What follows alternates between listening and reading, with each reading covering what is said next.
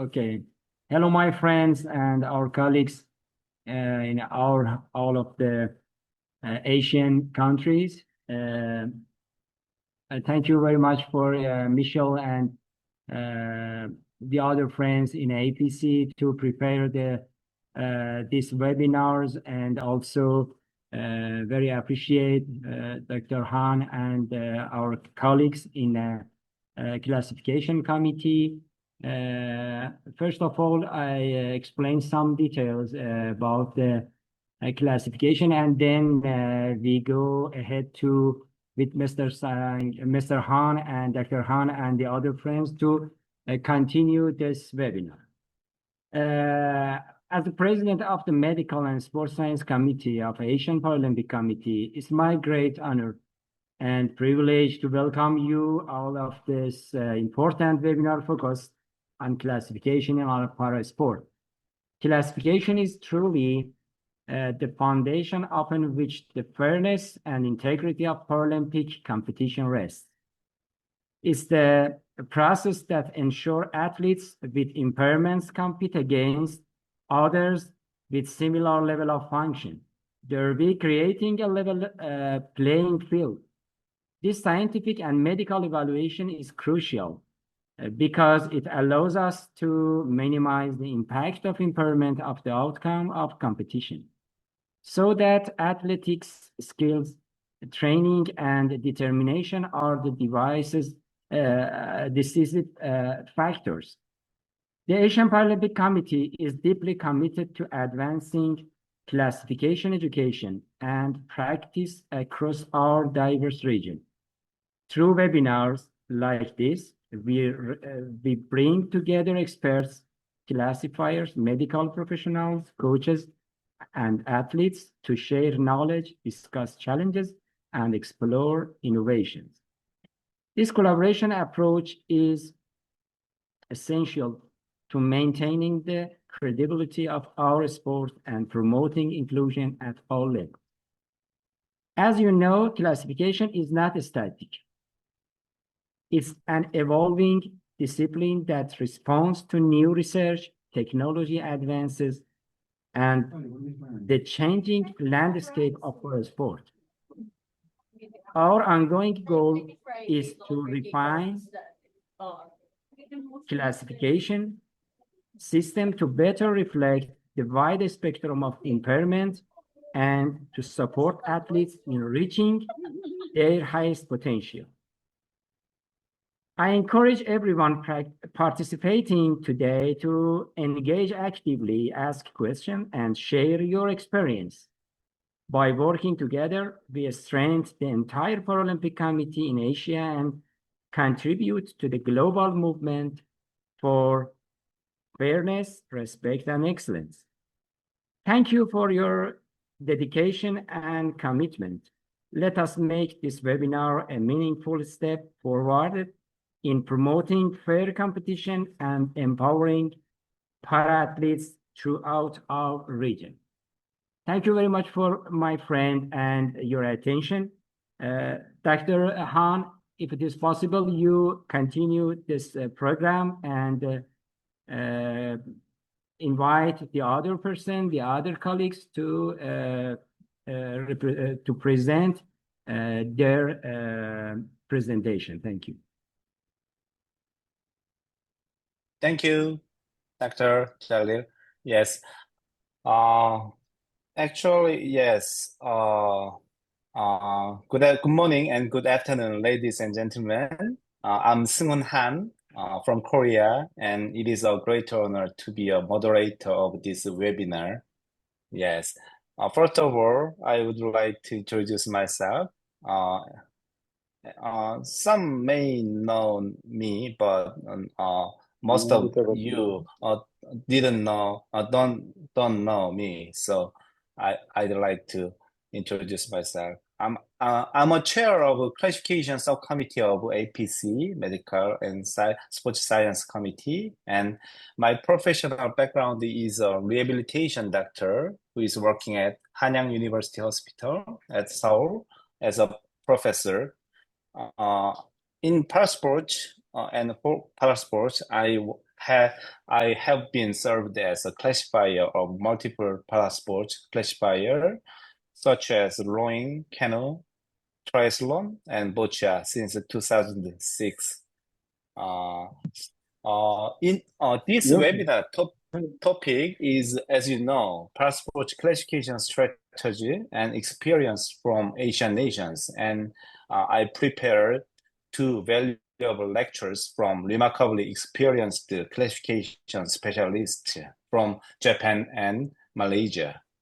I hope these lectures to be very helpful for the development of classification system in your country, in our continent. Yes. First of all, I'm going to introduce a presenter of first topic, Mr. Yuki Izuki from Japan. Mr. Yuki Izuki is a classification manager at the Japanese Paralympic Committee Classification Hub since 2024. He is also a current international classifier for World Wheelchair Rugby and a training classifier for World Shooting Parasport. He's been involved in the Japanese Parasport Association Medical Committees, Classification Subcommittee, and has been a member of JPC Classification Committee since 2023.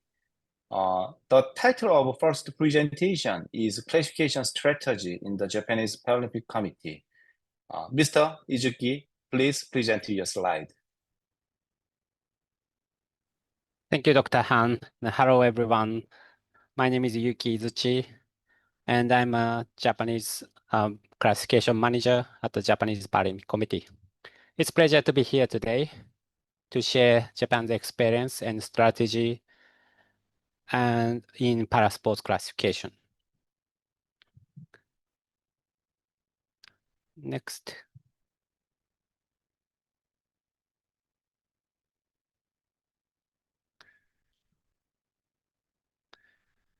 Thank you.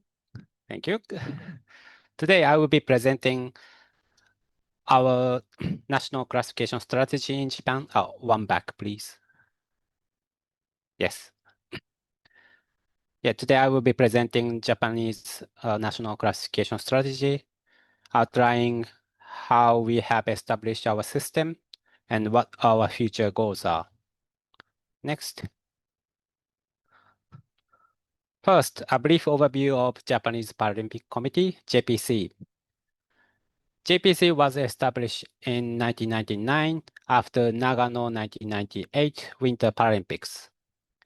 We have 67 members, including 38 Summer and Winter Paralympic Sports National Federations. Our chairperson, Junichi Kawai, is former paraswimmer. Next. A key development in our strategy is Japan JPC Classification Hub. JPC Classification Hub was established in April last year, 2024. And the Classification Hub is located in the National Training Center, a hub for high performance excellence in sports. JPC Classification Hub is supported by Japan Sports Agency, the government, and Japan Sports Council. The current team at Classification Hub includes one classification manager, that's me, and 3 classification coordinator focusing on physical, visual, and intellectual impairments.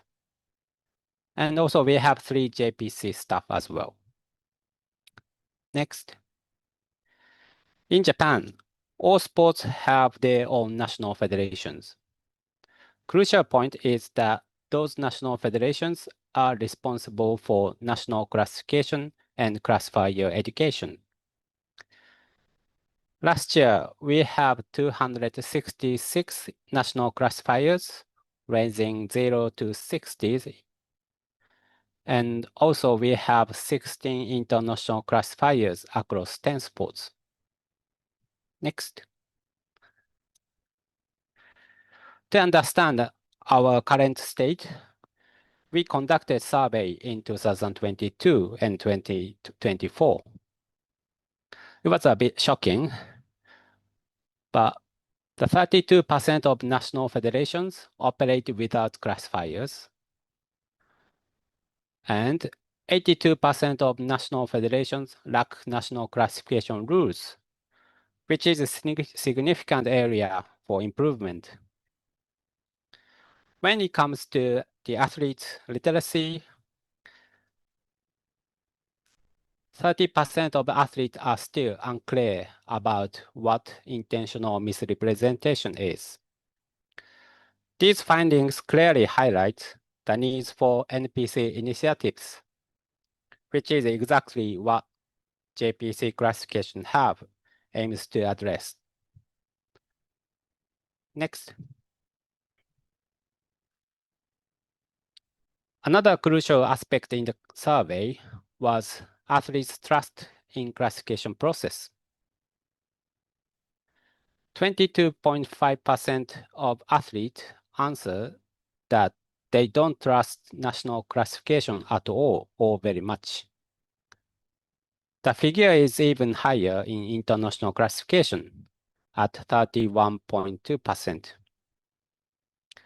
These numbers underscore the importance of enhancing reliability and transparency of our classification systems. Next. So, how does a JPC classification systems works? It's a collaborative effort between JPC Classification Committee, JPC Classification Hub, and national federations. JPC Classification Committee is responsible for formulating overall policy and medium to long-term strategy for classifications, including JPC Classification Code. JPC Classification Hub have active duty role, focusing on education workshop, international information sharing, documentation and measurement support for classification, survey and research, athletes information management, and networking. National federations are key stakeholders in our system. Our strategy is guided by a clear purpose and mission.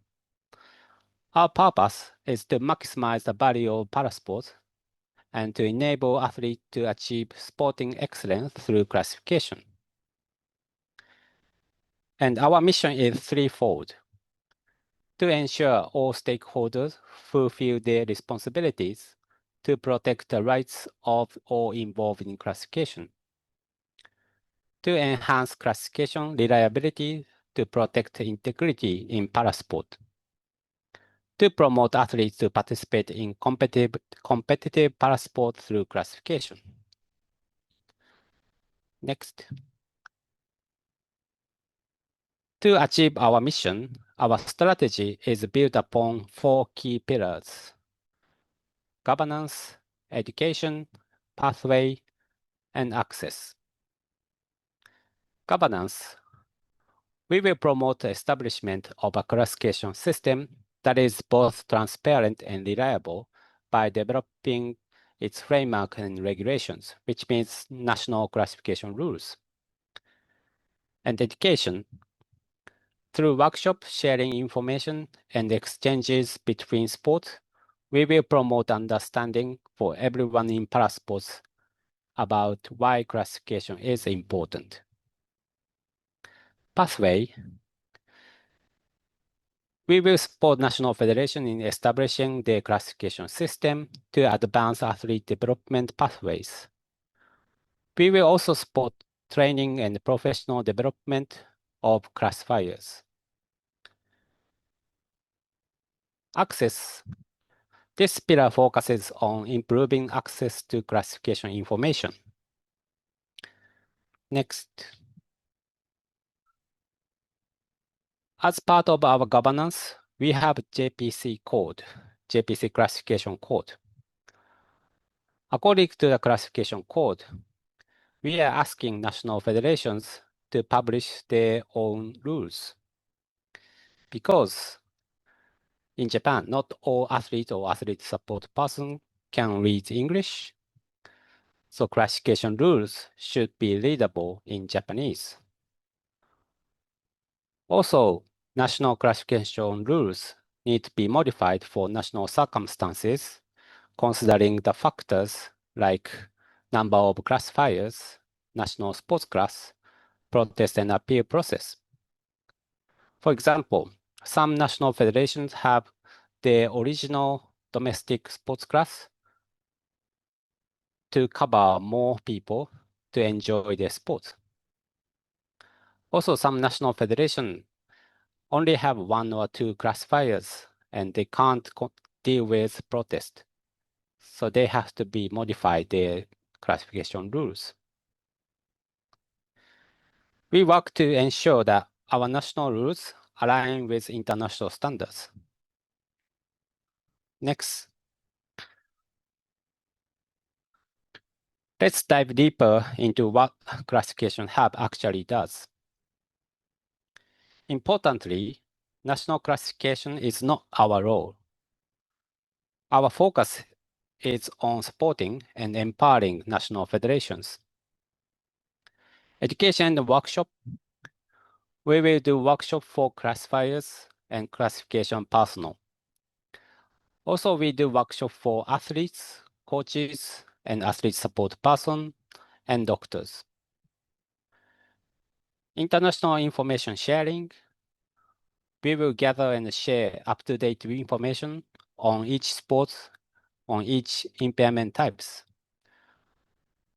Also, we will share international trends from the organization like IPC and APC. Documentation and measurement support for classification. I understand that some national federations are struggling to find the doctors to prepare medical documentation. So we will collaborate with medical institutions, hospitals, or universities to support medical documentation. Survey and research. We are not intended to do research by ourselves. We will collaborate with high performance sports center, universities, and some sport medical and science center to do some classification research. Athletes information management. We were trying to centralize management of athletes information, including their pathways. And lastly, the networking. National and international networking is very important to do our job. Next. This year, I have done workshop for classification personnel about code of conduct. I spoke about what they should do during the classification and what they shouldn't do during the classification to protect athlete rights. Also, we are now working on classification story. This is an animation describing what's going to be happened during the classification, what athlete should expect to happen during the classification. I hope it make it easier for athletes to understand what classification is. So basically, the national federations are responsible for their national classification. But the something is in common, NPC can deal with. Next. We engage with various stakeholders through different channels. Classification is not only for athletes and classifiers. Classification is for everyone. Everyone has to understand the classification. So as I described, I do workshop for classification personnel and classifiers, of course. But also I do workshop for high performance directors or head coaches. They should understand classification, of course, but what they have to understand is different from classifiers. So they have to understand classification and they have to plan how they send athlete to be classified. So I use different channel to deliver different information. Also for athlete and athlete support person, classification sometimes looks very difficult. So we're trying to make it more easier, like using animations. Or we are going to have the athlete forum this summer. Also, I think it's quite important to listen to their voice. So we will conduct post-competition questionnaire after Asian Youth Paragames or Asian Paragames or Paralympics. Also, I believe it's very important for media to understand classification, because sometimes the media says the athlete's sports class has changed because of the classifiers, but it's not true. The athlete's classification will be conducted according to the classification rules. So media have to understand that. So we will have pre-Paralympic media forum this year to help media person to understand classification. Next. A key tool for information sharing is our monthly newsletter, Classification Hub News, or CH News. Sorry, it's in Japanese, but we have more than 200 subscribers. It includes announcement about seminars or meetings, and national and international information, research information, and I do write some column as well. Next. We also host events like JPC Gathering. We had JPC Gathering to 2025 this year, early this year. We invited integrity manager from Paralympic Australia and head of classification compliance oversight committee from APC to have integrity and classification session with all persons in sports society. JPC Gathering is hosted not only for parasports persons. We invited persons from Olympic side or sports agency side or government side, because classification is something that everyone has to understand. And we need support from everyone. So we hosted a JPC gathering. Next. We also actively involved in talent identification and development program called Japan Rising Star, J-Star project.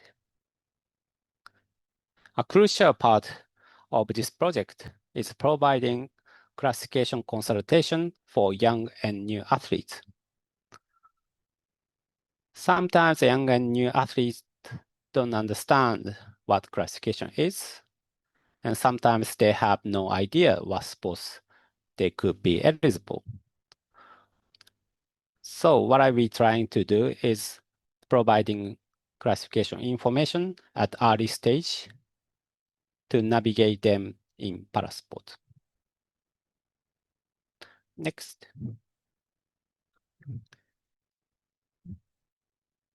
We also have financial support for national federations.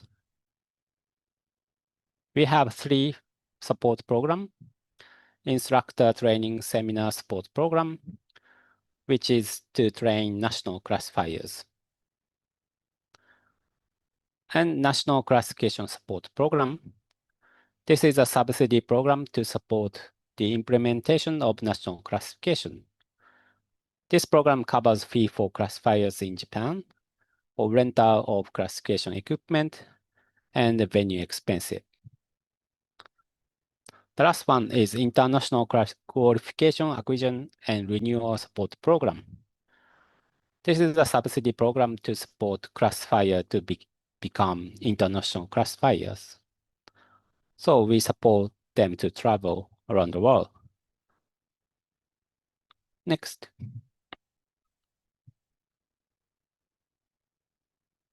Network is vital. We believe classification is not about winning or losing. It's not about Japan, it's better than Korea. It's not that things. So network is very important. According to IPC data, only 20% of all international classifiers are from Asian region. We need more. Personally, I visited India 2 years ago to support wheelchair rugby in India. And my friend from Hong Kong visited us early this year. Also, I visited Malaysia this summer to have a training camp with Thailand, Malaysia, and Singapore. And it was amazing to have a session with my Asian colleagues in Bonn in IPC. So I'm really looking forward to working in Asian region, and I hope the APC will have initiative to foster our network. Next. Thank you for your time and attention. I hope this presentation help classification development in this region. If you have any questions, please feel free to ask, or you can contact me via email. Thank you. Thank you, Mr. Izuki. Yes. Actually, we prepare 30 minutes lectures, but lectures finished so earlier. So it means that we have some time to be asked from attendees. I think that as you see in the notice of webinar, Q&A session is expected after 2 presentations, but I think that is it possible to get the question, Mr. Yuki? Yes, No? yes, please. Yes. I think that we have 10 minutes remains. So if you have any questions, please use the sign of the raising hand or raising hand or anything. So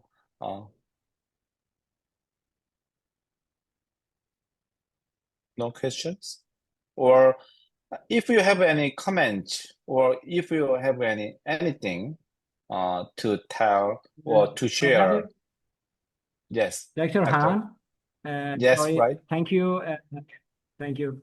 I have a question from Mr. Dr. Yuzuchi.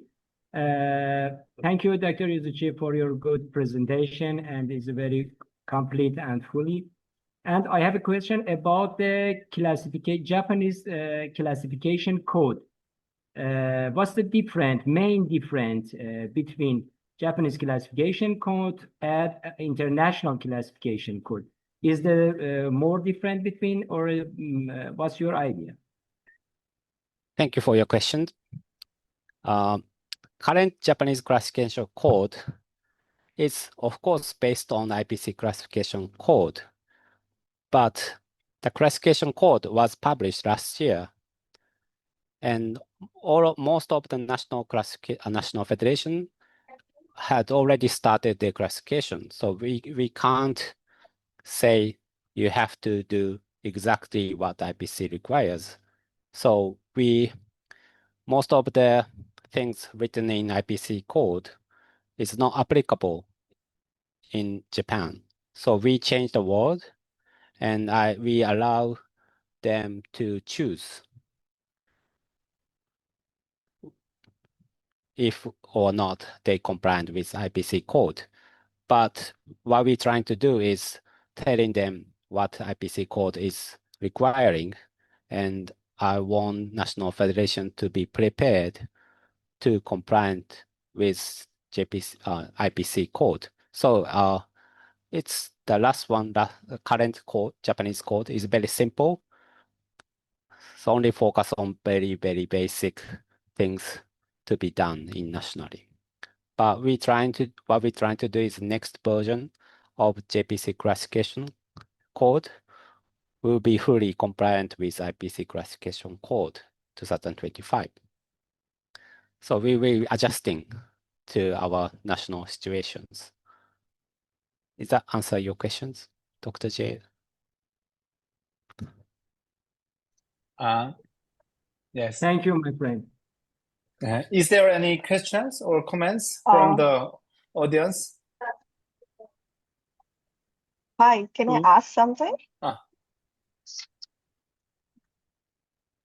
Yes, keep going. Okay. Yeah. Hi, Mr. Yuki. My question is about your surveys. You have mentioned that you have conducted 2 surveys regarding the trust in the classification and the concept of misrepresentation from the athletes regarding the classification. So, may I know what were the key points which you mentioned in your surveys regarding the trust? Thank you for questions.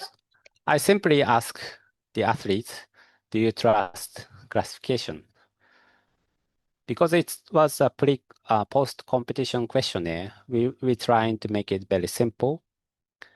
And we just ask them what you think need to be improved with regard to classification. So we just ask athlete, do you trust or not? And what area do you think should be improved? But the athlete is not easier. It's not easy for them to answer exact questions regarding to classification. So we're trying to make it very simple. Okay, and what were the main points for the survey for the misrepresentation?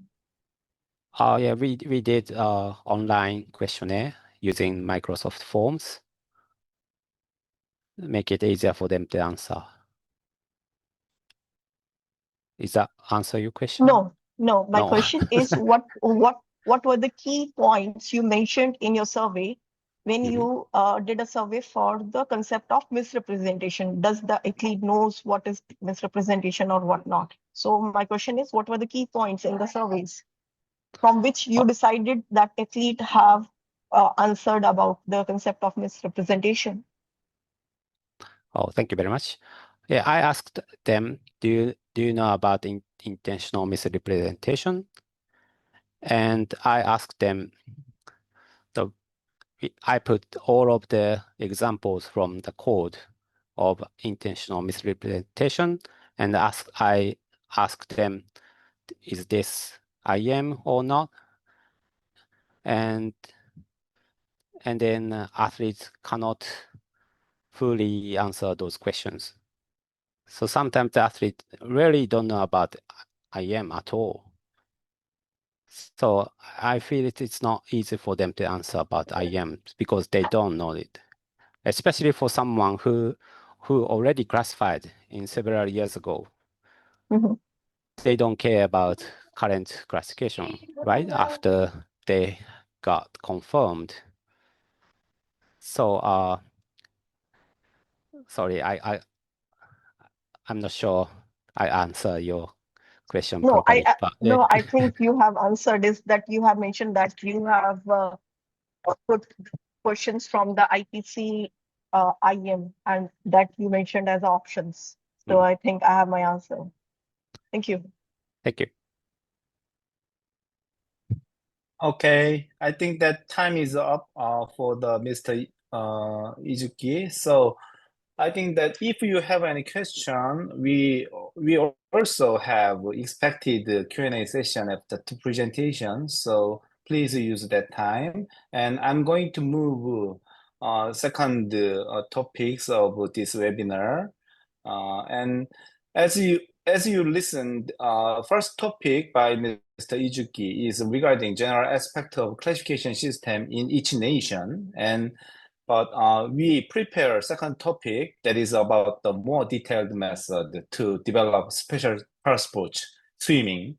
So I'm going to introduce a presenter of the second topic, Dr. Rosdara Masayuni from Malaysia. Dr. Masayuni is an emergency physician and senior lecturer of emergency medicine of Monash University, Malaysia. She is actively involved in parasport and classification for the past 8 years. She is a member of classification subcommittee of APC MSSC as well, and a head of classification in secretary of Malaysia MPC. And she is a trainee classifier of paraswimming and classification chair of Malaysia Paraswimming Association. She is passionate about researches and is conducting several researches about parasports and classification, especially paraswimming and wheelchair tennis. The title of the second presentation is The Challenges and Role of Healthcare Personnel and Community in Paraswimming Classification, Malaysia Experience. Dr. Masayuni, please present your lecture.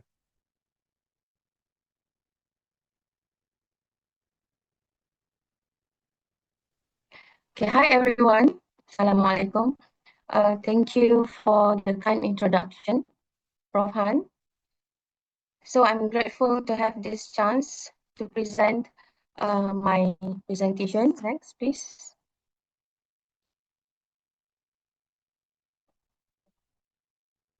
Okay, as mentioned by Prof. Han, my topic is the challenges and role of healthcare personnel and community in para-swimming classification.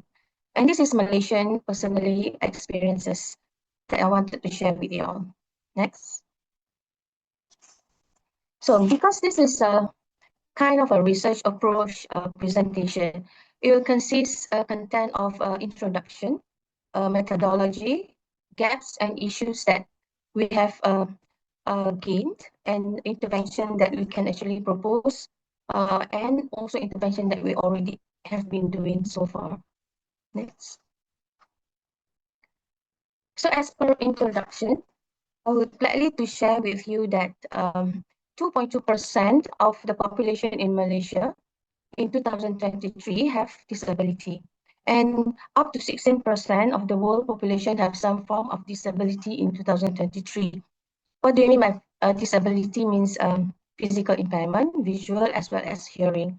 So with this data, actually it's worth doing the research to find out even more about classification. Next. So mainly when I actually do some research on this area, the question will be, is in the classification of para-swimming in physical impairment, what are the challenges faced? And what are the roles of healthcare personnel and the community in classification? Next. So I will start with introduction, where we go through the background of the classification, the purpose of us doing classification or the community doing classification. So basically it's to ensure eligibility to compete in para sports or para swimming, and ensuring the impact of impairment is minimized. So the latest classification rules were adopted by World Para Swimming in 2022. So hence, once eligibility is sustained, we have to give all the sports classes according to sport-specific classification. Next. So let's go through the basic concept, I would say, more detail in terms of classification per se. Step one will always involve eligibility, which is the medical diagnosis form that will be filled by a medical doctor. Here is where medical officials has their responsibility to detect its eligible physical impairment, either is impaired muscle power, limb deficiency, leg length differences, short stature, hypertonia, ataxia, erythrosis, and impaired passive range of motion. Any of them is a medical officers has detected, they are eligible to join para swimming or para sports. Okay. Followed by step 2, where we proceed with physical assessment by the classifiers. Once the MDF form is ready with a diagnosis, appropriate documentation, medical documentation, and a working diagnosis and investigation, x-rays, etc.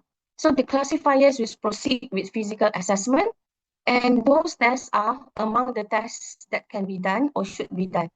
They will do muscle testing, coordination testing, passive range of motion, functional range of motion, limb deficiency, short stature measurement, and leg climb differences accordingly.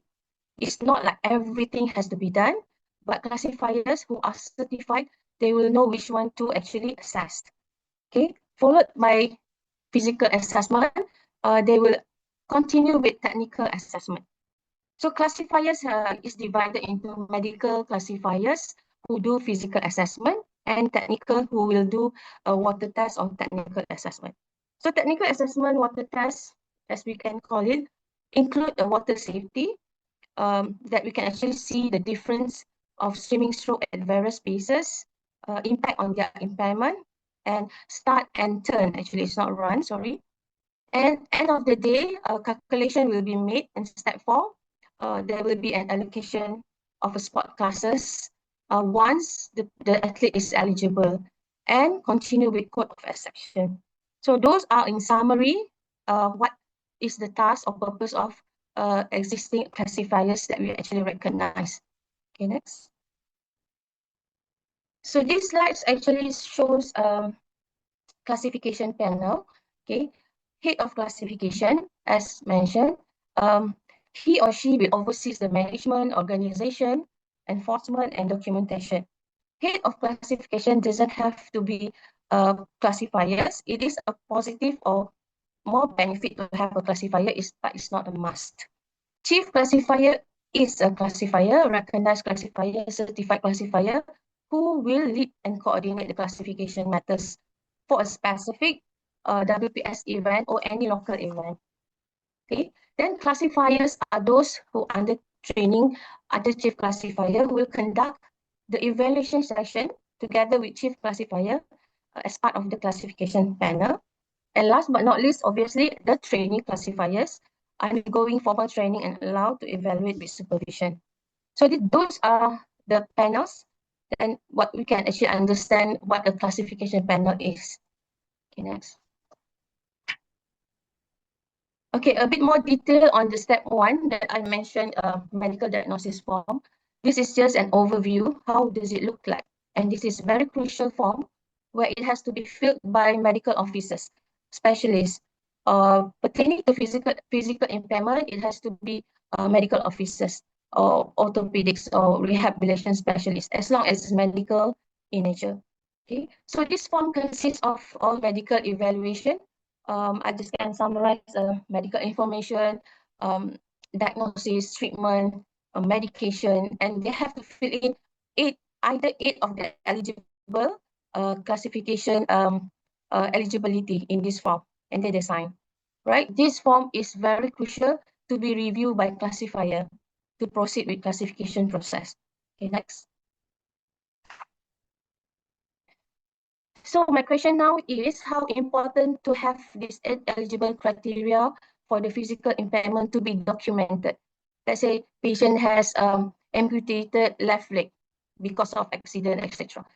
So let's say the doctors actually take the limb deficiency or lost. Okay, how is it can be so important? It depends on the assessment form is going to be used. Is going to be used. Example, they can actually classify, can use the scoring for loss of limb. Okay, or in another, perhaps another diagnosis, they use another form, okay, which is impaired passive ROM form.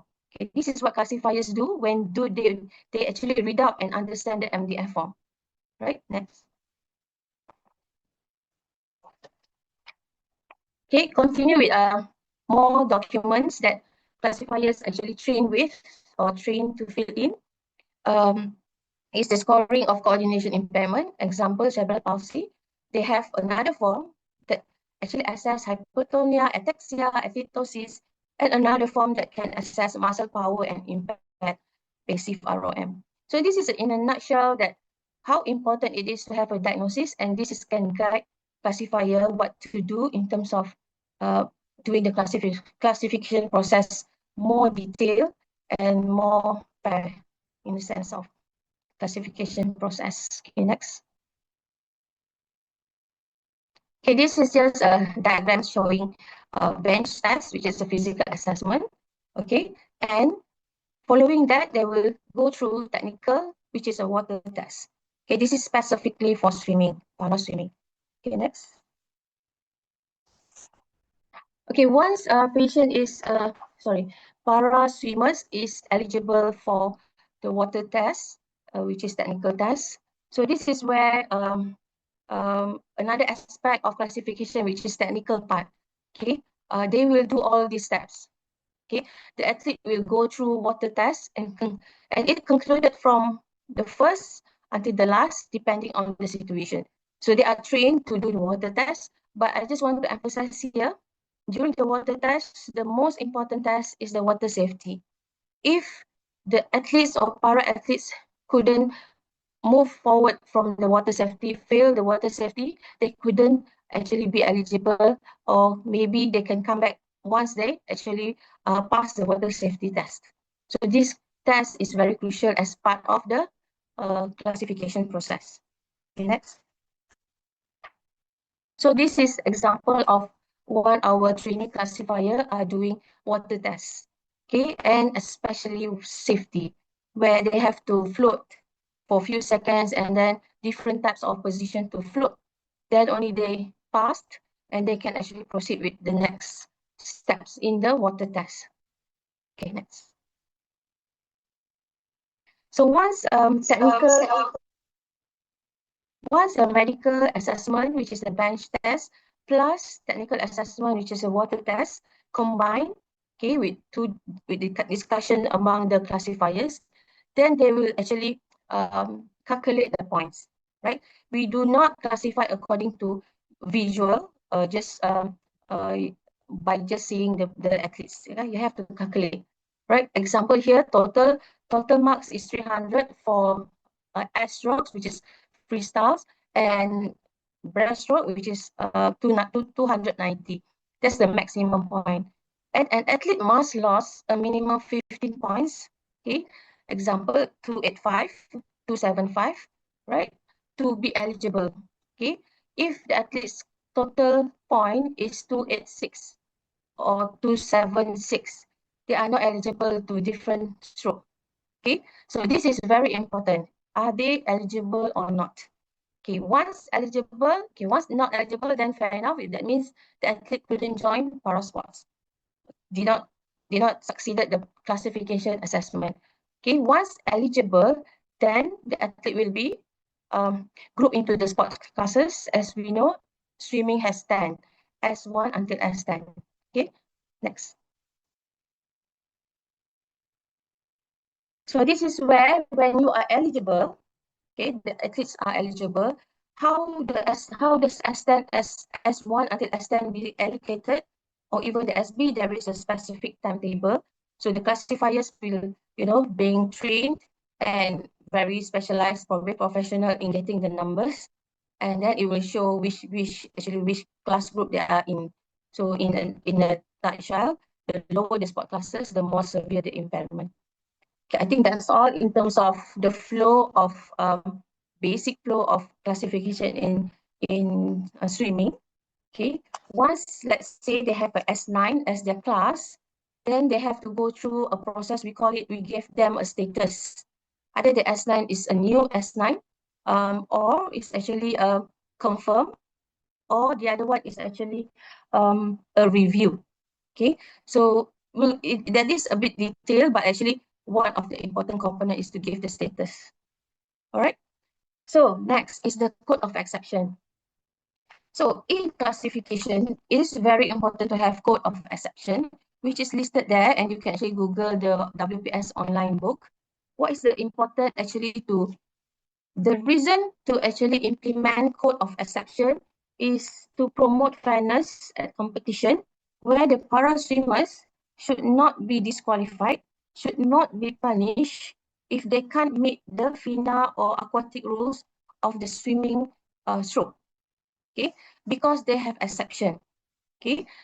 So with that, classifiers has to give the exception so that they are not disqualified, because the technical officer will refer back to the COE when it is not done. Okay, example, you have to jump from the start, but the athlete do not have legs, so they jump from the water. Not to say jump, they start from the water. By right, the athlete will be disqualified. But when the classifier actually documented that is the condition of the athletes, so with that, the code of exception, so the swimmers are allowed to continue, I mean, not disqualified. So this is also very important to be implemented. Okay, next.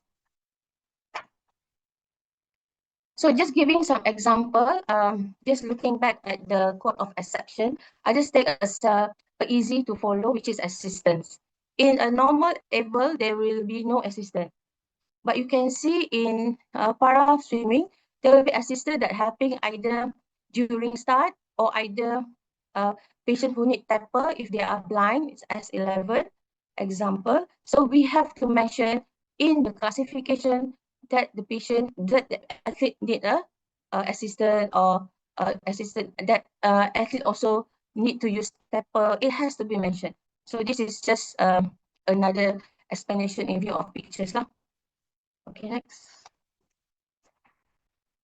So I think that's all about introduction in terms of in general, what is classification in para swimming all about. So with my research, a few methodologies I need just to go through. How do I do this research?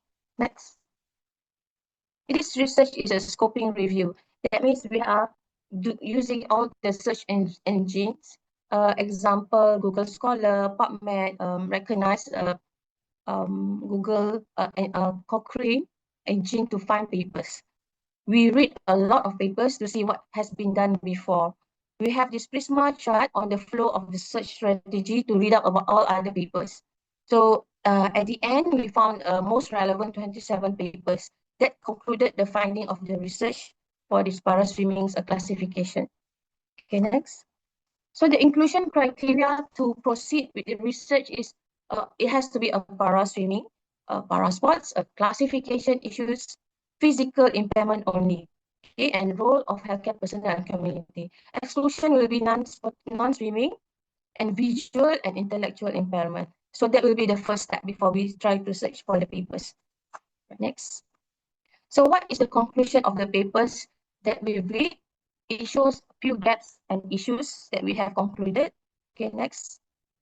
The finding shows that we have issues on classification related. Okay, the muscle strength testing, they keep arguing how we do it. I mean, how is the best way of doing it. Okay, coordination tests, even passive ROM, they keep on saying in the papers that perhaps there's a weak correlation with the findings. Limb deficiency and leg length different. There's an overlapping of predicted performance. They are saying that classes should be combined rather than S4, S5, S6. They should be combined because there's the differences are not much. Okay, the drag issue. A few papers say certain drag are not accounted. Okay, performance output is the same thing that they suggested to combine the classes, not 1 to 10. Okay, lack of understanding of the classification, inconsistent classification process, and mentioned before, different classifiers are doing the classification. Okay, and lack of manpower, as we can actually see, clearly. Right, next. Few more classification related. Oh, I think no, that's all. Non-classification related, which is also as important as classification related, is the fund. Fund is very important, but usually it's insufficient fund to strengthen the classification process. We need to train the coaches, the equipment is not that it's very expensive here. Talent identification and development program, lot of lack of qualified staff, facilities, barrier to sports participations, role of parent, and lack of understanding perhaps the policymakers, and female para athletes are lacking. So this is what we found from all the papers. Okay, right, next. So end of the day, when we do research, we want to know what we can do. Okay, perhaps it's under intervention. So let's go through what are the solutions that we have done, still doing, and hopefully we can do even more, right? So in the classification related, obviously we recruit more classifiers, more volunteers, train them under program under National Paralympic Council for Malaysia themselves. Education, raise awareness, right? We create audio-visual introduction to classification. Webinar, town hall is being done yearly, and education program as mentioned. All right, next. Few more solutions. In terms of classification, we need to strengthen the testing, right? So it's not being query or it's not being trusted like what Mr. Yuki was saying. All the testing, okay, all the use of technology, should we actually incorporate it now or later? All right, use of only 4 to 5 groups, not 10. They are the suggestion, and drag should be assessed, and all the instruments. Okay, so end of the day, more research need to support the evidence-based classification. Right, next. So these others classification related, like collaboration, coach education program. We can actually see that school education, talent identification, as well as technology and software that aid the classification process, not just at high performance level, okay, even more in grassroots of development program. Okay, next. In Malaysia, actually we have done in Malaysia, we have a Malaysian Para Swimming Association ourselves, all right, supported by, of course, our national Paralympic movement. And we have actually organized a para swimming classification workshop. We wanted to train the trainer and all the certification to upgrade the knowledge. So what interesting about this program that we are calling the International APC representative to guide us on more latest updated information and more strengthening information to make the classifier more trustable and certified as well as recognized. All right, next. So for general information, you can actually look at dyslexia as a apps that has been used quite general, but it is not only for swimming. So you have to learn how to use the parasport classification using Lexi, but you still need to be guided by your own classifiers to know a proper way of doing classification, especially during competition. Right? Okay, last slide. Next. So in summary, this is actually very striking for me to see the role of healthcare personnel and community in classification. Like Mr. Yuki said, it's not just for the athletes or for the coaches. It's actually if you're a medical practitioner, you are doctors. The description actually can mention what you can do, right? Even you are as a parent, as a coach, as a sports educator, as a classifier or physiotherapist, you can actually read up what actually you can do to support the system of population of para swimmers or even in general para sports. So this is a good slide for you all to refer back. Okay, next. So last is future intervention, planning to do research on development of classification apps for especially grassroots and development because they are actually new. So they need some guidance, and for swimming as well as para sports. We also wanted to strengthening and improving collaborative efforts, especially for the MDF form, which always be an issue, and it will find their way out. I think we have to work on that. All right, last slide. I would like to acknowledge all the team that actually has supported all this research as well as the content. Obviously, Paralympic Council of Malaysia, right? Malaysian Para Swimming Association, representative from Monash University, Prof. Ian and Dr. Chen, and also another collaborative from University Technology Malaysia, Dr. Sharul. Right, with that, I think that's the end slide. Thank you for your attention. Thank you, Dr. Masayuni.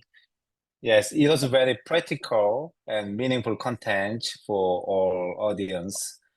Yes. Okay.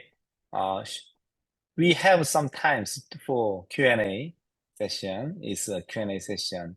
If you have any questions on both two topics, please use your audio, and before asking question, please identify your name and or position and nation for all other audience.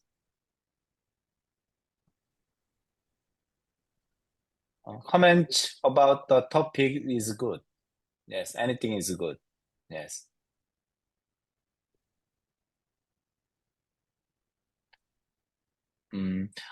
There are two questions for Mr. Yuki Izuki for the first presentation. Yuki is ready to answer that. Yes, thank you. Yes. Question from Mr. Lin. May I know how we can join in all the education workshop and others which is under JPC organize? Thank you for your question, Mr. Lin. Honestly, I haven't think of inviting the participants from outside of Japanese Paralympic Committee. So we will discuss, sorry, but currently we will only do with national federations because sometimes we will deal with something very sensitive information regarding the athlete's personal information or their national high performance strategy or something like that. So currently we are not very open, but we will consider to invite many people, especially in this region. Is that okay, Mr. Lin? And next, Mr. Charlie Ho. What is in the JPC classification hub? Can athletes visit for classification consultation? Is it equipped to visual impairment classification? Thank you for your question, Mr. Charlie. The first about the visual impairment, we will not doing any classification in the hub, but we have some equipment for visual impairment classification. So we will lend those equipment like VRVT or eChart to national federations to allow them to use them for national classification. And in the classification hub, there's only desk and chairs and PCs. It's not something very sports facilities. So we are not intended to do any classification in the hub, but the athlete can come to us if they have any questions about classification or if they have some complaints about national federations. We are not supposed to do any overseeing program for national federation because not about exact classification, but according to the athlete's questions or athlete's complaints, we will think about what we can do as a JPC. So the athletes sometimes come and visit. So yeah, if somebody come to Japan, I'm really happy to welcome you in the hub. Thank you. Yeah. Yes. Yes. Okay. One audience from Korea, Professor Jang Bok-ja asked a question to both presenters. So long phrase, but she wrote that classification system is changed according to the evidence or researches. And then the last phrase is the question. From your perspective, could you share your opinion on thought on the advantage and potential unfairness that may arise when newly developed classification system are applied in the Asian region? From my point of view, it is a very, very, very sensitive matters, I think so. Yes, please answer this question freely. Yes. I just can give my opinion. So Yes. basically, I always supporting evidence-based medicine. I think when they come up with a developed classification process, there has been a research done which is very scientific. I'm pretty sure there's a lot of question regarding how good or how well it's being done. That's why all the research are saying disadvantage and not an advantage. But at the end of the day, as for Malaysia and I think Asian region, we are actually using World Para Swimming classification rules or code of conduct to be as the ground rules. There are two things happening here. When it is a national event, it might not reach the the standard of World Para Swimming, although we trying as much as possible to follow the World Para. Firstly, because certification of classification IPC is not readily available personnel in Malaysia. So end of the day, we have to refer back to our sort of like the person that actually certified with that classification process. So there will be a potential unfairness, but I think as long as we are being guided by that World WPS regulations, there will be a pathway that you need to follow if there is let's say there is a protest or there is an appeal. We have the pathway already accordingly. So that's how we actually work on that. That's my point of view for this question. Yes, thank you, Dr. Masayoshi. Yuki, how about your opinion? No opinion about that? Yeah, from my point of view, in the current IPC classification code, the international federations are responsible to conduct consultation when they trying to publish new classification rules. But in our region, especially, we are not English-speaking countries. I feel it is always a disadvantage to participate in those consultation or online meeting or something like that. So with regard to those consultation, I feel it's very, we have to try our best to be involved in those consultation, because our voice is also important for the international federations, but sometimes we are not be heard. So yeah, it's my point of view to be for the fairness of classification. Yes, I totally agree with what Yuki said. Yes, about this matter. So actually, in order to prevent the disadvantage from the new developed classification system from IF, we need to show and we need to express our opinion to the IF or IPC. And if possible, in each nations focused on the development of some researches or some project to accumulate the evidence in classification field. So it is I think that it is our roles. Yes, our laws, and well, we never escape the situation that our continental athletes will get any disadvantage from changed classification system. I think so. Dr. Han, yes, can I comment something? Yes, okay, please. Yeah, the thing which you just said that being the Asian classifiers or being for the Asian athletes, we have to gather more and more information and we should conduct more and more research. So I completely agree with your statement, and I'm also working on the same profile in kayaking and canoeing. Kraken? Actually, unfortunately, I don't know the system of Kraken. Yes. No, it's kayaking and canoeing.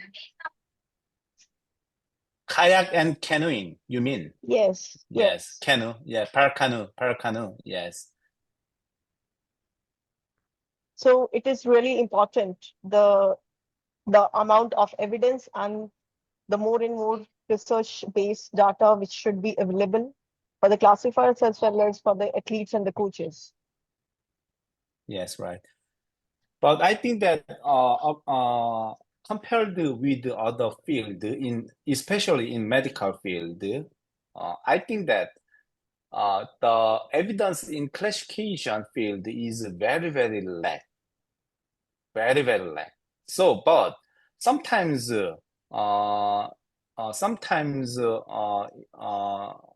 most people regarding classification ask the change of classification system. That is problem. I mean that the discrepancy between the lack of the evidence and need of the change is a big problem, will be a big problem. But sometimes the IF cannot escape change the classification system in each sport because of several reasons.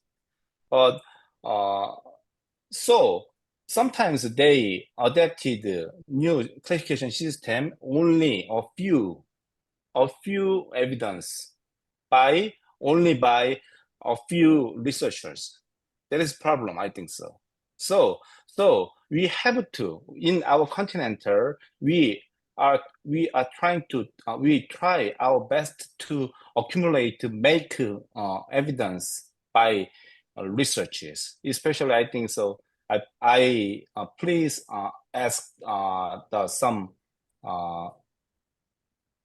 rich countries in our continent to develop and make scientific evidence in classification field.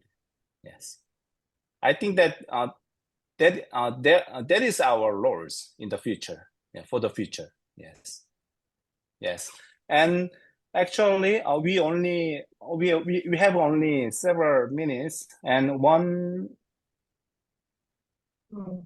Yes, one question in chatting room from Dr. Ted from APC Myanmar. Yes, I think that this is a question for Dr. Masayuni, right? About swimming classification. Yes. Please make sure of it. Yes, in chatting room.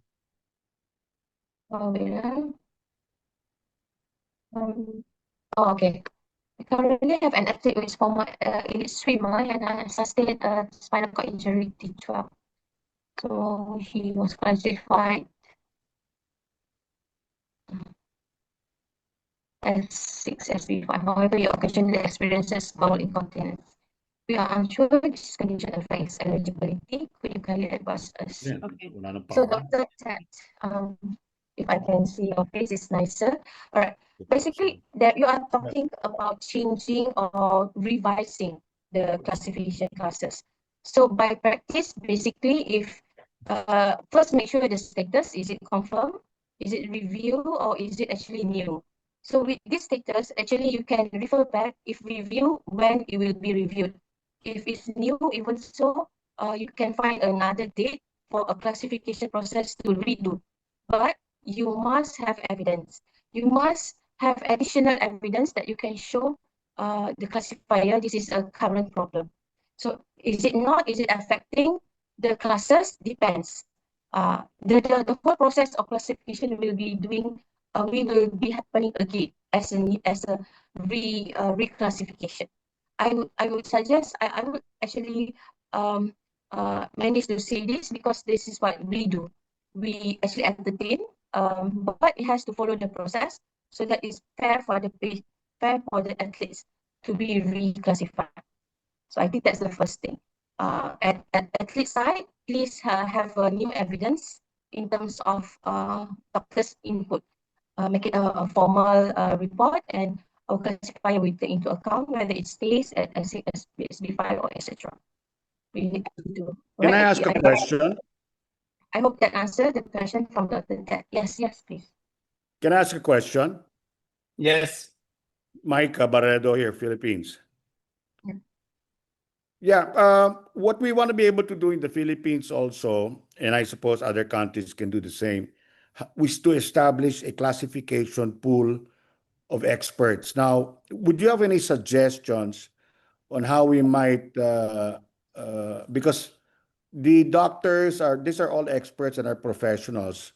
How do we keep them involved, considering they're professionals and they are working with their respective businesses for visual, I mean, for the ophthalmologists, the optometrists, the surgeons, or you know what I'm saying? Can you give us an idea how it would be best to keep them involved and sustain their participation? I think, Mr. Yuki, I think you have more experience in this in terms of, I can give my input later. Let's have a look. Let's hear first from Mr. Yuki how you do it in Japan. Thank you very much. In Japan, it's also challenging for us as well. I feel that many young people are very interested in parasport and they trying to become classifiers. But after they come to the classification course or some education course, they come but sometimes they let go. It's quite so it's very important for them to keep participating. So what we're trying to do is we have workshop in at least once a 3 month to let them come and learn. And also I trying to do is the increase the classification opportunities in Japan, not only for some sports, but in all sports. Because if the classifiers only have opportunities once a year, they will not really involve in parasports, right? So, but if it's the 3 times or 4 times a year, they may be more motivated to be involved. And then I explained, but I really feel it's important for media to understand the classification, because sometimes the media writes wrong articles about classification. Then the classifier can be demotivated. So what we're trying to do to increase awareness of classification and increase awareness of importance of classification in Japan. So I believe it is the way for the classifiers to continue their participation. Yes. The situation in Korea is very, very similar same as Japan. As you know, in order to be realized in this kind of situation, we need a budget. So first of all, please try to persuade the government to give money to parasport field. It is very, very important. I think so, and it makes a lot of things possible. I think so. Okay, so government, yes. Because we would like, the Philippines is an archipelago, many islands, and we want to have classifiers located in these regions and in these areas. So, but it's very difficult, like you said, it's difficult. So we were planning to have a conference that would create a strategy or strategic initiative to find out precisely how can we sustain, establish a pool, and keep them participating and involved, knowing about the fact that they're professionals. So I was wondering, of course, in countries in Korea and in Japan that are advanced countries that are richer than the others, government may give support. But in our case, we just need to be able to give incentives or encourage. Now, you're correct. I think I agree. Media is a good way of letting people know the importance of classification, because if without classification, we don't have para sports, right?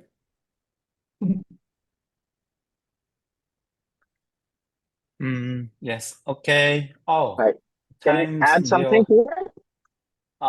Just a small bit? Yes. One more question. Yes, time's already up, I think so. But yes. Yeah, no, Please. I'm not asking any question. I'm from NPC India. I head the classifications at NPC India. So one thing which I find challenging, because India is a huge country, so we have enough population to like make big changes into the Paralympic movement. But you also mentioned that who train as classification some Sorry, so Mister. that is Yes, very your voice is yes broken. Yes. Copy.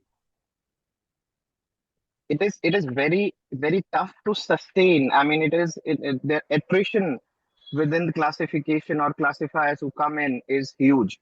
So it is rather a challenging job. And but yeah, I also agree that yeah, with government interventions, if we can make sure that yeah, there are policies which push more into classification, I think that should be one key aspect. And then seminars like this where Asian countries come together, and within us we like in athletics, in shooting, in few of the sports India excel very well, but then we only focus more into those classification lines. But it is required that there would be other sports with other countries where they are doing well.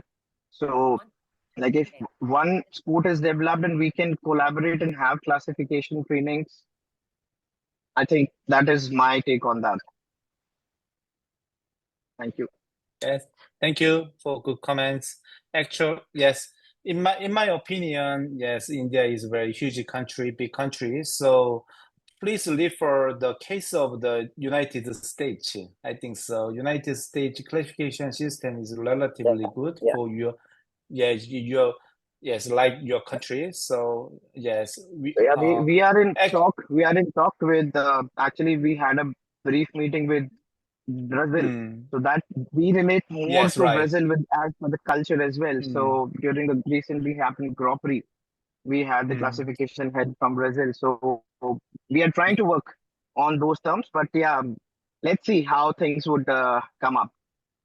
Thank you. Yes, good. Yes. Oh, yes.